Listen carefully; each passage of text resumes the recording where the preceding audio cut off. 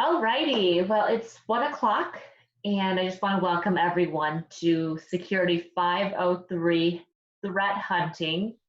Today is our final session in this summer series of the fundamentals of cybersecurity. And at the end of today's session, I will talk a little bit about some plans that we have for this coming fall and how we plan to expand Overwatch University. Today's session on threat hunting will be taught by Phil Burnett. He is our Chief Information Security Officer. You can see that he's got quite the resume and a lot of credentials behind his name. And Phil, you started at Highwire University, or sorry, Highwire Networks and Overwatch Managed Security about a year and a half ago. And you've done tremendous things, and this is just Overwatch University is just one extra thing that you've committed to, and we're just so thankful for your participation and your commitment to helping our future cybersecurity analysts as well as our MSPs who know the importance of adding cybersecurity to their managed services portfolio. So good afternoon, Phil. Glad to have you on. How are you? Hello. I'm doing well. Hello, everybody, and glad to be here again.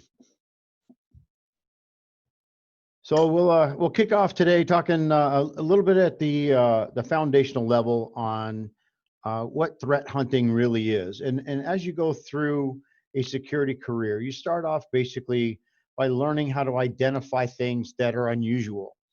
I was an acoustic analyst in the military many years ago, and we learned to hunt submarines. And what I found after doing all these pattern recognitions and stuff, that as I was driving my car, I would notice the telephone poles were exactly equally spaced, and I noticed spacings and orientations and things. And as I went through my career, I've noticed that there's a lot of similarities between hunting submarines in the ocean and actually hunting bad guys through the ethersphere, Ethernet world, right? So basically today we'll talk a little bit about what it is. We'll start off fundamentally with, what is cybersecurity? So cybersecurity, different than other types of security, it's a practice of defending computers. And like it says here on the screen is you can go through whatever it is, servers, mobile devices, electronic systems, wireless, and all that, looking for malicious attacks against it. So somebody who is not approved or authorized to have access to what you're protecting or what is your business, they're trying to get in. And there's a lot of ways they can do it. Big time is through applications. You have weaknesses in coding. You have weaknesses in defenses, RDP sessions left open, access to vendors who may have weak security. So if you go through things like a SOC 2 audit, they're going to measure, and you have to prove how do you defend against the things that are typically easy pathways and easy ways to get into your system or your company or your partner or client, whatever. What is the easiest path, and what are you doing to protect that? And then as you go through your auditing process, you build controls to get more and more stringent, and then the alerting on those become more and more paramount.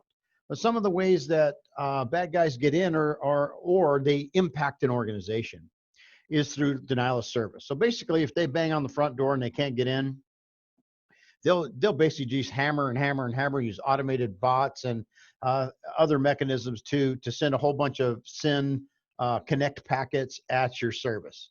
What that does is just kind of blocks you from the world. Well, there's a lot of ways to defend from that, and there's services that will automatically pivot and take your DNS and move it somewhere else while the flood happens, and then you move it back. But though, to be aware in cybersecurity, these are the things you have to be ready, you have to be aware, and you know what to do. The second one is phishing, and it is by far the biggest entry point into malware and to for malware to get into your system. So entry point into a environment, enterprise, network, whatever. You read every day. Even most recently, I was a little disappointed that one of the organizations that I put a lot of faith in, took a lot of training, know a lot of the senior executives personally, but everybody is open to phishing if you get tricked, right? I mean, they put in a beautiful email that looks legit. It comes from the right person. They've imitated or impersonated somebody, and you click on the link, and by golly, in the background, it does a whole bunch of clever stuff. And next thing you know, you got all kinds of trouble. Anything from stealing information to your whole information, your whole environment all of a sudden becomes locked down. What they normally do is they escalate privilege. So you could have an inside person that maybe is disgruntled. You could have a bad guy gets in at a low level and he figures out, okay, I'm in the environment, I'm low and slow, you don't know I'm here. Let me see what else I can do to elevate my permissions. And I mean, there's all kinds of tricks in the book out there on the ways that they can do that. And then, of course, malware. They just throw viruses and all kinds of malicious software, which is malware, what it is, at your systems. After they found a hole to get in, they throw it at it to see where your weaknesses are. A lot of this stuff is typically, and if you read up, and I was reading an article this morning, that sometimes when you look at an organization that's been breached, and this was a Pwnman report or something this morning, or dark reading, that you'll see that there's a high percentage of systems out there that are neglected, meaning that they're not on the latest patch. And I'm a big fan of being N-1, meaning that I don't like the latest and greatest. I like to have it tested a little bit. But when it comes to security, and that's more on the operational side, from a security side, I like to be up there and done all the time. For my personal at-home systems, I'm on, as soon as a patch is released, I'm there, I'm done. I deal with whatever the backlash is from that. If I have to rearrange something or reroute something, I'll do that. But the best way to do is to stay up, because attacks can come from anywhere. You can stop them at the edge. You find the problem and contain it. And this is a diagram that Cisco created, so I don't want to steal their thunder, but they come out and they'll tell you these are the things that they are worried about. So with them and your organization being in the center, being in the cloud, these are the things that could come from, right? You find a problem, you control who gets into your network, protect users wherever they are. With the current situation where we're at with COVID-19, we have to protect the users mobile. I mean, they're everywhere. So that means that whatever's in their home network, we got to be prepared. And then simplifying the network segmentation, meaning that you divide things up, you move them out of the way, and you make sure, excuse me just a second, I'm going to cough. Sorry about that. You have to find out ways to protect assets. So you have VLANs that have your desktops, computers, and all those in one. You have another VLAN that has all your databases, another one for web servers, et cetera. So you try to put them in the different VLANs according to what the risk is, and then you can actually at the switch that divides them up in the ACLs, you can actually go in there and have different rules and different policies protecting what can get in there, who can get in there, where they can get there from. So it's really important when you're segmenting your network out to make sure that you control who can get in and from where are they coming. So exposing something to the internet, right, is not something you want to do for all of your servers. I mean, you want to keep them in. So web servers, that's because they're designed for that. So you want to make them have access to the internet, but then you also have a lot more protection around those particular servers. You look for SQL injection and all the other things that go with it. So the big deal is trying to correlate and stop a complex attack, right? And what that means is there's all those different ways and places that attacks can come from. So what you need to do, first thing, is collect data, right? You get the network traffic, you get the logs, you get the user information, you do your email, whether it's G Suite or Office 365. You get your infrastructure as a service, AWS, Azure, those are some examples of that. But you want to make sure you know where the data is coming in. So from a SIM-SOC perspective, this is what we focus on. What can we collect and how do we interpret what that means? The next thing is to detect. After you've collected it, you want to figure out what's in it. So detecting phishing. So do you have a phishing prevention program? Is your email smart enough to understand that?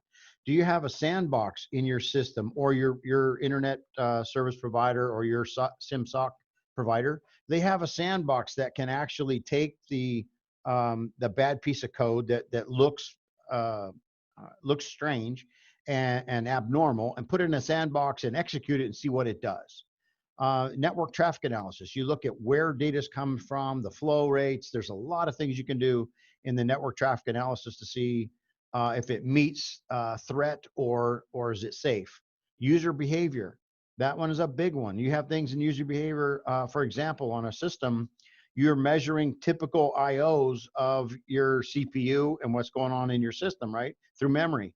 There's ransomware out there right now, Wasted Locker, that actually does all of its dirty deeds in memory. So your IO on your hard drives does not even accelerate. So it doesn't even speed up. It doesn't show any heavy load. So they're getting really smart out there and doing things in the memory space rather than on the hard drive. Looking for machine learning. For machine learning, you're focusing on what have we seen? What has this machine seen before as the analyst and the machine interacted? And if they have, what did they learn? And then you teach the system from the human side, and it teaches you from the machine side. What did I see, and have I seen it before? The biggest threats are those that are low and slow, I call. Those are the ones that are once a day or once every couple of days or a couple of times a day or something like that.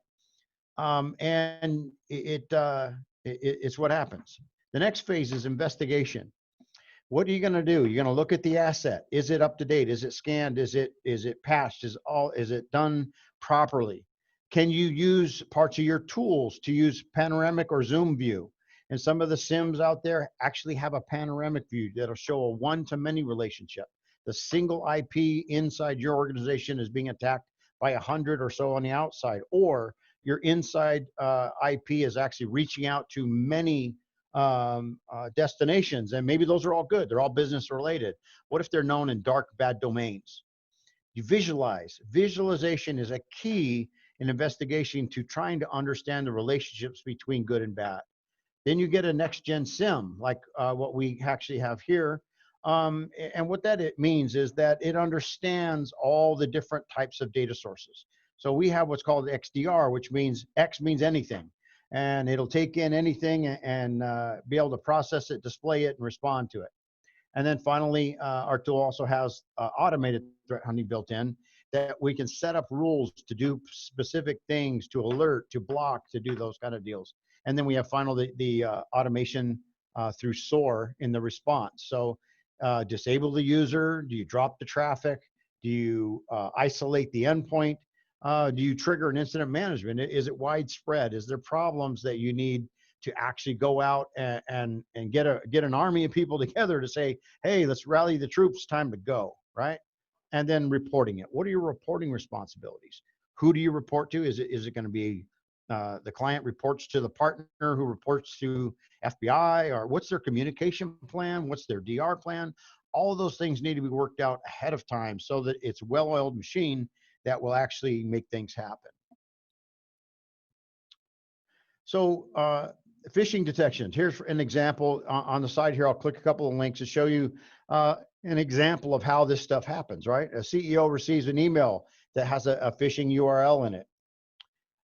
He clicks on it. Well, he downloads the malware from the site. He didn't know he did it. And then the business, the UBA, the user behavior analysis piece, sends a file server, and he says, uh-oh, we got an anonymous file that popped up by the CEO at 2 a.m. What are you going to do at 2 a.m.? Who do you call? The traffic being sent outside the U.S. through DNS tunneling. That's something that I was talking about, the network traffic analysis. That's what it can tell you. Where is the destination of this stuff? Is it normal? Is it where it's supposed to go? The next generation SIM will come in and investigate and validate the above sequence of events, right? It'll take it and it'll look at it saying, the CEO got the email. He clicked on a link because it was 2 a.m. and he was sleepy or whatever, but it was critical and he was expecting an email.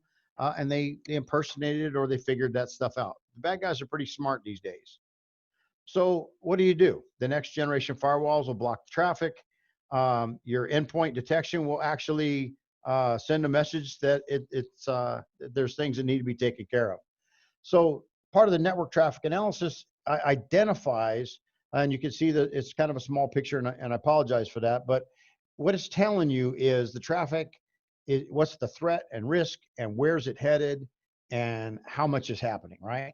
And when you look at the traffic analysis, it'll identify anything anomalies, right? Anything that's abnormal, and correlate it with known bad events. There's signatures out there, there's hash files, there's all kind of things that will help the network traffic analysis engine of your particular defense platform that you have. It will actually correlate it to bad known things that you can respond to. It has advanced analytics, and actually it's been measured. And of course, this is a kind of a salesy kind of slide in that it'll tell you that it can improve response by over 20 times. Well, that all depends on how good your basic responses are and how good your analysts are. But I'm a firm believer that it's a lot faster than in the way we used to do it in the old days, where you would print out a bunch of files and lay them on the floor with a marker and figure out all the rules and the firewall and the events that happened until you found a pattern. That was not a lot of fun.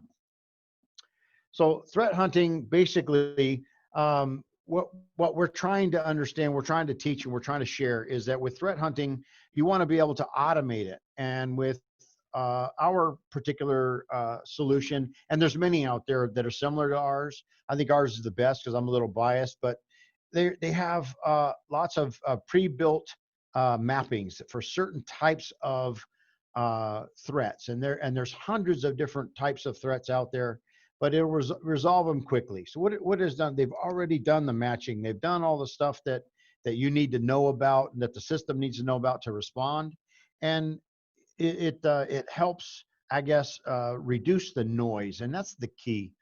I was reading yesterday that the average analyst, and it's called a EPAH, is the events that an analyst can handle. And any around the year one analyst looks at between 80 to 100 events per hour, and any more than that, and they're saturated. They can't handle it. So a lot of CISOs are looking at those, trying to say, okay, I have this level of analyst. I know this is the number of events that I can do. Shoot, my firewalls and everything, I got millions of events per day. How am I going to do that? And the way you do that is by reducing noise and keeping the volume as low as you can, so that they're only focusing their energy on the biggest threats. So anything you can automate just makes it a lot better. So what you do after you've collected all this stuff, what's the solution? Well, you get it to a SOC, right? That's the people, processes, technology.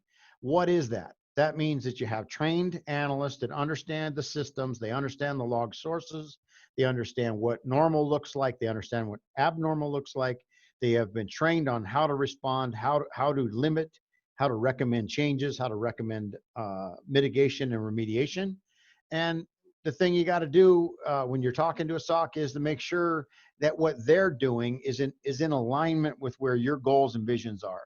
You look at the functional components of a SOC. You have an analyst, you have a tool, a set of tools, an army of tools. Every analyst I know, and even me as I was growing up being an analyst back in the day, was I had all my bookmarks with all my tools out there, from Malwarebytes, VirusTotal, all the ones you had, plus all the purchase tools that you had. I had the intelligence threat feeds, all of those things. I had my own bookmarks, and I kept a copy of those so that I would have that. No matter what system I was on, I could pull it up inside the SOC. I could pull it up and go to my shared location, shared folder, pull it up and know where all my tool list was. Kind of like a carpenter, you know, when he's got his tool bag on, he's got his hammer, screws, nails, whatever it is, glue, whatever it is he needs to get it done. And that's what the SOC is composed of. And then you have tiered versus tierless SOCs. Well, you have a tiered one, meaning that you have a level 1, and when it gets past the level 1, it goes somewhere else for level 2, tier 2, tier 3. Or you have one where you have a guy that actually is a tier 3 qualified analyst for a smaller organization, where he can do all that for step 1, 2, and 3, and tiers 1, 2, and 3, which would mean tier 1 is initial contact, initial analysis. Tier 2 would be deeper, a little bit into the forensics, but not a deep forensic analyst. And but can understand, recognizes how to has the bookmarks, like I told you, and knows what to do. And most importantly, a SOC is where the operational documents are. They have access to them, they understand them, they know how to use them and where to go. The biggest thing I've seen where mistakes occur, where breaches get out of control, or whatever, is that the communication is not documented properly. The client left everything up to the partner, but there were some peculiarities of that client site that people hadn't either educated or shared. So there would be communication breakdowns where somebody didn't get notified that needed to be notified, and the infection spread. For example, one of the major companies I used to work for came in, and in November they had 400 machines in the matter of an hour and a half that were infected with a brand of malware. And when they did the analysis for the root cause analysis for it, we looked back and saw that somebody had made a decision not to update the antivirus because they were switching from one to the other. And there was a gap where there was a whole bunch of machines. There was over 60,000 people in the company. So 400 seemed like a small number. But to me, 400 machines is a lot. So I don't think, would not wish that on anybody. But they had to actually move those all off. They had to scan them, clean them, and do all that. And fortunately, it didn't have any heavy payloads that were going to actually, knock them off out of the business. So understanding is part of the threat detection and threat hunting. Is how are the events collected? Does it need an API? Is it a parser through syslog? What is the mechanism where events get into the system to be analyzed? What is the flow? What types of things can block that? The alerts, who tunes them, who treats what alert what way? If you have an automated system that's learning through machine learning and threat feeds, how often do those feeds occur?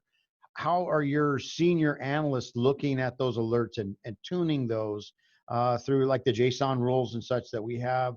You can tweak them so that they are, higher or lower fidelity or higher or lower risks based on each client site and known peculiarities, right? What is the triage and log flow? Is it documented? Do you have run books? Do you have workbooks, playbooks that will document how you do it? Do your analysts, do they understand the difference between a signature match and something that's an anomaly, something that's different, something that's unique or out of the ordinary, which an anomaly is, right? Signatures are something that's a one-to-one match. It's a hash, it's something, a behavior, etc. But big time of this is the triage and the workflow and incident creation. What is the agreed upon? What is the method, and do you follow it? And we strongly recommend that when partners work with their customers, that they set up a metrics for mean time to identification, mean time to response. How long from the time the machine identified it did it take the analyst to respond? And from then, how long did it take the person, the smart hands on the other end, how long did it take them between response for them to respond? That's a delta and a gap right there that is really could be destructive. If it's 24 hours, there's a lot of damage can be done in 24 hours. A lot of damage can be done in 1 hour. So keeping that triage workflow up to date, making sure every time you change part of your systems, making sure your disaster recovery and your business continuity plan is up to date. We recently helped a company that had been hit by some ransomware, and that was one of the questions we asked was, the DR plan and your BCP, you should have all that laid out already, so you know that your backups are isolated and air gapped. I mean, put them on a machine and shut it down if you have to. Get it off the network. Make sure that it can't be wiped, because the bad guys always come in, they infect, they look for where you're hiding the backups and the things that are valuable, and they make sure to get rid of those. Disable your antivirus, disable your detection capabilities. They mess with your GPOs. They do all the stuff that they can do before they actually come in and ransom you or steal all your stuff. So make sure that your triage workflow is up to date and current, and your incident response plan is what you need, and it's up to date. So the role of threat intelligence.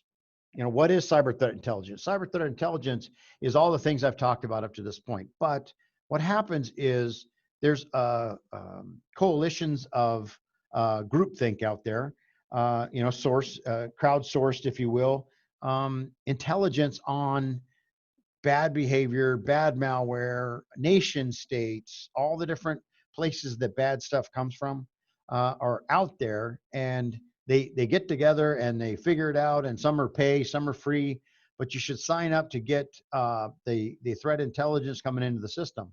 So what is the difference between threat data, information versus intelligence, right? Well, threat data is data itself. It just says that, hey, ransomware REUC is this. Okay, by itself, it's harmless. But the information about the REUC ransomware is, oh, Emotet got in, they infected us with that.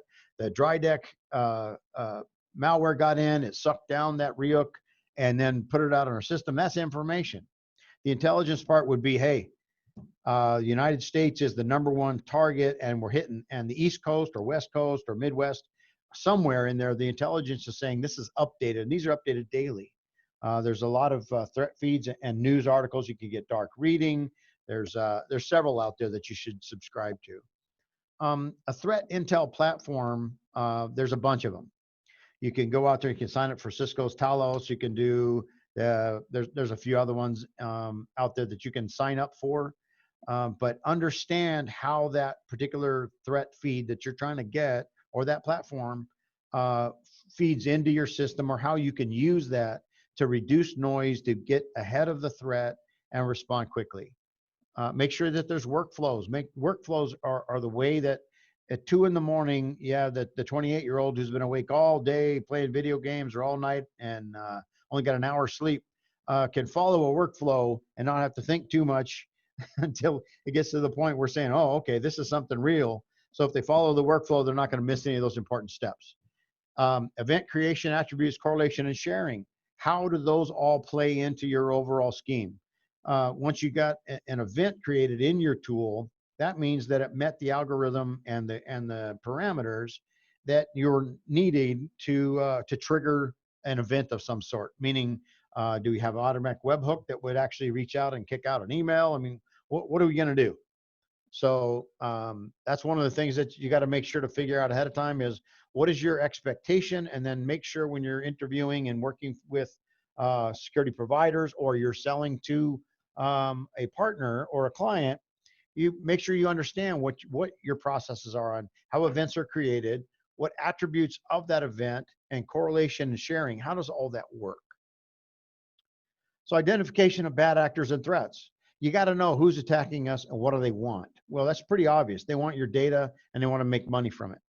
They're opportunistic versus targeted. There are very specific bad guys out there, like the evil guy from Russia that came out with Wasted Locker recently. They target specific companies, and actually the executable actually will be custom written for just that company, like Bank 123 or whatever, hypothetically out there. It will have a bank123.exe somewhere in their bad code. And what makes this bad is that all your typical AVs out there, your off-the-shelf Nortons and Semantics and everything else, will have to rely totally on behavior versus any kind of signature or anomaly, because this is custom written for one thing, and it has a high degree of success once that email has been clicked. So once that phishing has occurred, there's a high degree of probability that they're going to get a lot of bad stuff. So targeted attacks are really hard. So make sure you have a plan on if a target attack is detected. It could be something simple as an unknown executable in a pile of stuff the analysts happen to be clever enough and trained enough to actually identify. And we were able to, patting ourselves on the back here, stop one of these a couple of weeks ago. So the training we give our people actually includes looking for these weird guys, right? What is the motivation of the bad guy? Are they hacktivists, insiders? I mean, has he got a disgruntled employee, organized crime, governments out there, nation states, etc.? What's the motivation? Keep up with case studies and different attack groups. All of this kind of stuff will come in that intelligence that you need in your threat hunting. You need to understand, what are the latest threats? Where are they hitting? What is the latest and greatest version of each of these ransomwares?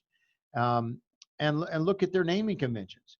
A lot of these guys are pretty egomaniac in that they would like to put their own group name or their own symbol or logo or something somewhere in the environment. So if you can have your system set up to look for those, once you find out through your threat intelligence, then you'll be able to get an opportunity to stop that stuff in its tracks. So lastly, just things to pay attention to from a security perspective and from an analyst perspective. These are things that I always say is this is the nuts, the meat and potatoes, whatever you want to call it, of threat detection. Windows and Linux login events. You can't compromise the system until somehow you get logged in. Process creation. Look for any PS exec, PowerShell, any executable on there that's not supposed to be happening. Make sure that somebody understands why. Activity. Increase activity monitoring if, in fact, you find that your organization or your partner or your client or somebody, you know, whatever it is, increase the monitoring when the threat increases. Pay attention to firewall events. Looked at object and file auditing. Make sure that the unnecessary or new files aren't created and stored. Look at your service and operation logs. Look for new service accounts. Look for new admin accounts. There should be red rocket flares going up in the sky when any new admin account is created and it wasn't approved or somebody doesn't have a ticket for it. You know the ITIL process, right? You need to change control, but you need somebody to put in the request. Somebody who's competent authority has to approve it. It has to be given to the person that actually makes the change. They're authorized to do that. They make the change and then they report back it's done and the ticket's closed. That's the complete loop. Make sure that that loop is on every single access request that you have. Don't do them on the fly. Don't say, oh, this, that, or the other. Using admin accounts for checking email, et cetera. All of those things need to be reviewed. Anytime a USB is put into an environment, there should be a notification, even if it's not approved. The fact that somebody stuck something in a USB in a system should be done. I talked about user creations. Windows Defenders happens to be an AV that's built into Windows. And if you have something else, I recommend running them both if you can do it. My cell phone, for example, I have 3 different forms of malware protection on it and a VPN. Call me paranoid, but I've made it through a few years without any problem, knock on wood. And then PowerShell, make sure you keep track of that. And then one of the ones I always like to share, because the majority of people out there are Windows based systems. The ultimate Windows security guy. He's Randy Smith, I believe his name is. He's a super dude. He's the one that started way back in the day alerting people with the PNP and a bunch of other configurations in Windows that people weren't paying attention to. And he shared that, hey, these things are bad. This is what you need to do. So pay attention and go out and check out Ultimate Windows Security. And you'll see that it's got a lot of good data. With that, that'll be the end of my little quickie today. Any questions, Suzanne? Can you help us out and see if there's any questions? Sure. And I've opened up everyone's audio. I think it works really well when I can let our attendees ask questions directly to you, Phil. Okay. So, yeah, feel free to unmute if you have a question for Phil or if you need him to reiterate any points. Now is the time. We'll give it maybe give it a minute for people to kind of come up with a question or two.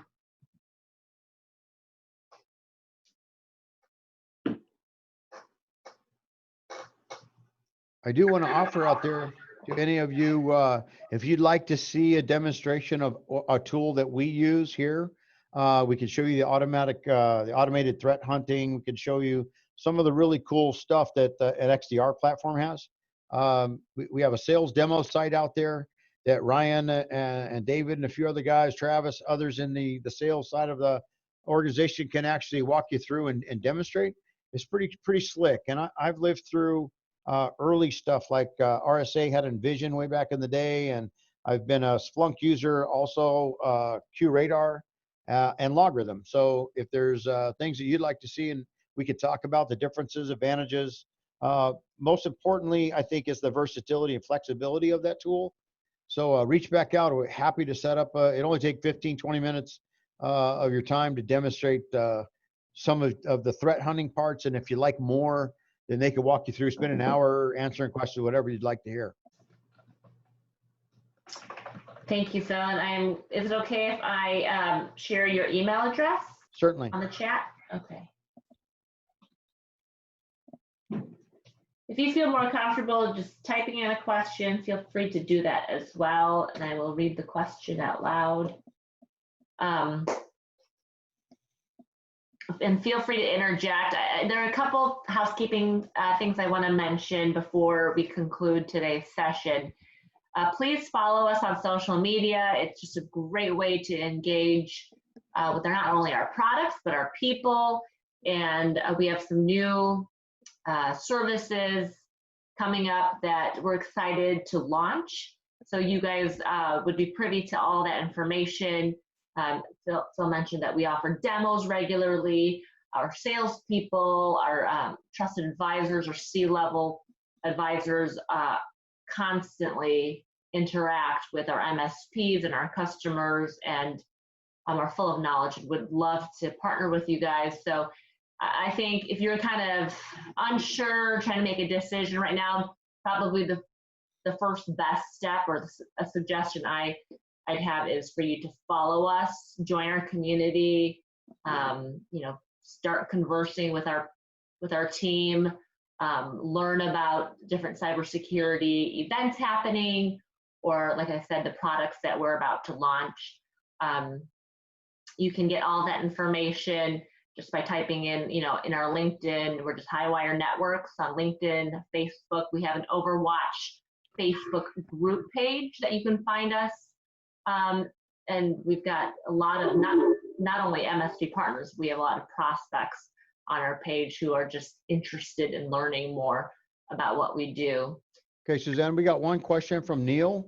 He's saying, not sure what it's called, but what about actively trying to uncover bad actors with honeypots, et cetera? Is this useful threat hunting technique?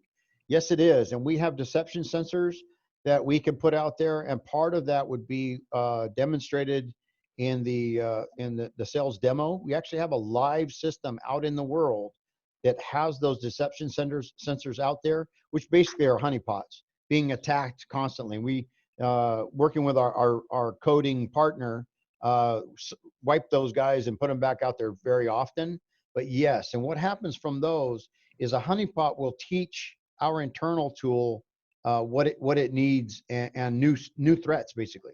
So if you can see a new attack, and if we hadn't seen it before, it goes into our threat engine and gets shared with anonymously with all the partners. So that's how that crowdsourcing gets better. Is a threat is detected and then shared, and then the sandbox that we have, if there's malware, will actually explode it and look at the executable and what it's doing and share that information as well. Great question. Yeah, great question, Neil. Thank you. He says, thanks, Phil. This next slide that you see is our upcoming fall series. We actually got some really great feedback from our attendees. I don't know if many of you guys know, but we offered each course 4 times a day, or in a day. So we had a 10 o'clock session. We do a 1, 3, and 5 p.m. Sessions. So we had a lot of registrants per course, and as people have been getting busier, not always maybe showing up during the course, but asking for recordings, or like I said, joining our social media communities. So it's been really positive feedback, and we're excited to announce that starting in October, we will continue our second series. We're calling it our fall series of Overwatch University. And this particular series, we will be focusing on sales and marketing. So how do you sell cybersecurity, and how do you market cybersecurity to your customers? Kind of delving deeper into why this is a business problem and not so much a technology problem. So check your email or follow us on social media for registration information. We will have all of this information posted next month, and we will give you at least a couple weeks to sign up, grab a virtual seat, and we're excited to launch this. We're going to actually invite some guest speakers, gurus, if you will, in the cybersecurity sales and marketing space, and we're excited to to continue Overwatch University. And we thank our instructors, not only Phil, our CISO, but also David Barton, our Chief Technology Officer, and Stan Herring, our Product and Strategy Director for Highwire Networks. Tomorrow you will receive an email from me. If you have any questions, feel free to respond. If not, we thank you again, and we hope that you'll join us back here in a couple of months. Phil, any parting words before we end? No, just a final thank you to everybody for taking the time, and thanks everybody for joining. It's a lot of fun. Typically in the ones that we've done was a lot more meat and potatoes. Today was a high level because I wanted to get you to start thinking about threat hunting and what it is, and then taking that to your partners and customers, and getting them to think about just reading up, just subscribing to Cyber News Daily, dark reading, etc., just to get that stuff flowing. So you're thinking security all the time, because the bad guys never take a break. So the takeaway for today is the bad guys do not give up. So we can't either. Thank you. All right. Thanks, Phil. Bye, guys.